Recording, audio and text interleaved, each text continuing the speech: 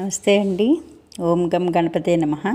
ఈ వీడియోలో నేను ధ్రువుడి యొక్క విష్ణు భక్తి గురించి నాకు తెలిసినంత మటుకు చెప్పదలుచుకున్నానండి. ధ్రువుని యొక్క వృత్తాంతం విష్ణు పురాణంలోని ప్రథమాంశంలో 12వ అధ్యాయంలో వివరించబడిందనమాట. విష్ణు సహస్రనామంలో ఓం ధ్రువాయ నమః అని ఉంటుంది కదండి.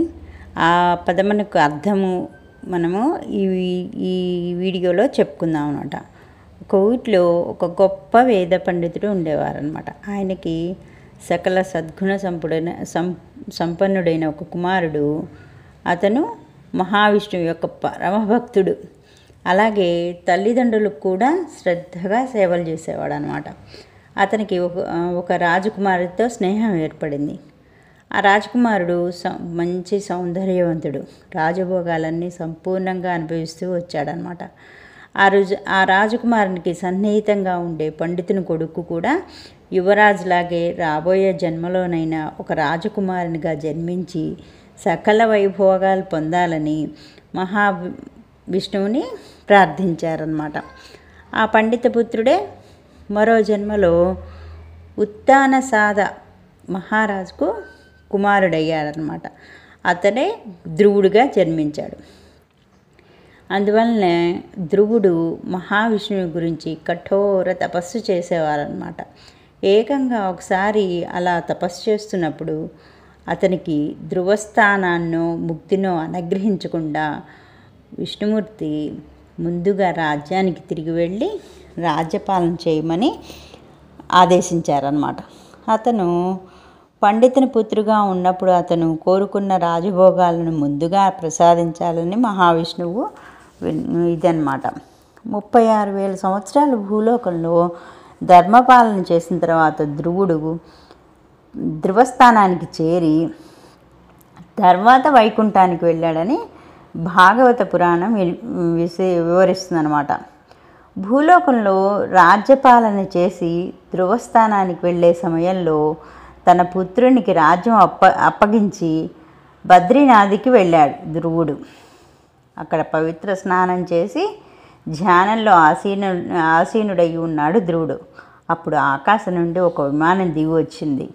అందులో నుండి నందన సునందన అనే 2 దేవదూతలు ధ్రువుని వద్దకు వచ్చారన్నమాట.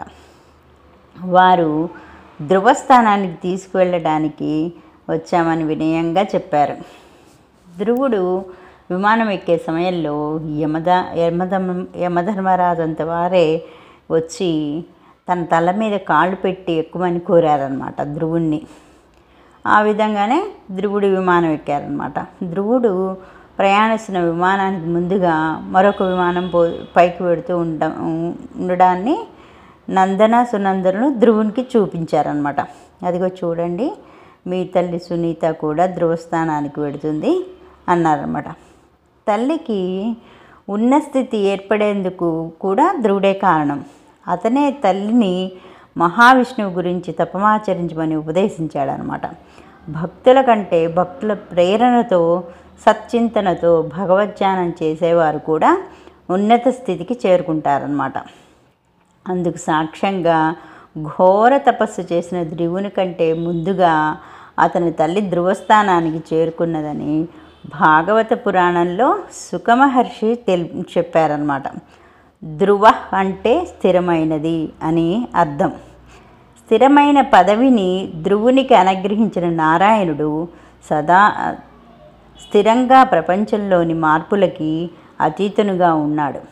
విశ్వవ్యాప్తంగా సర్వజగత్తు స్థిరంగా నిలిచేలా పాలిస్తున్నాడు. అందువలననే నారాయణుడికి ధ్రువ అని పేరు వచ్చిందనమాట. ఆ విధంగా స్థిరంగా ఉన్నందువల్లనే ఉన్నతమైన ధ్రువస్థానాన్ని ప్రసాదించగలిగారన్నమాట.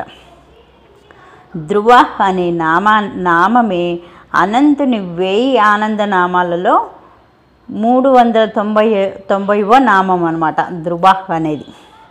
ధ్రువాయ నమః అని నిత్యం జపించి భక్తులను ఉన్నతి పదవిలో ఉండేలా అనుగ్రహం ప్రసాదిస్తారన్నమాట. మళ్ళీ ఒకసారి చెప్తున్నా, ఓం ధ్రువాయ నమః అని నిత్యం జపించినట్లయితే భక్తులకు ఉన్నతి పదవిలో ఉండేలా అనుగ్రహిస్తారన్నమాట విష్ణుమూర్తి. సర్వం శ్రీకృష్ణార్పణమస్తు. లోకా సమస్త సుఖినో భవంతు.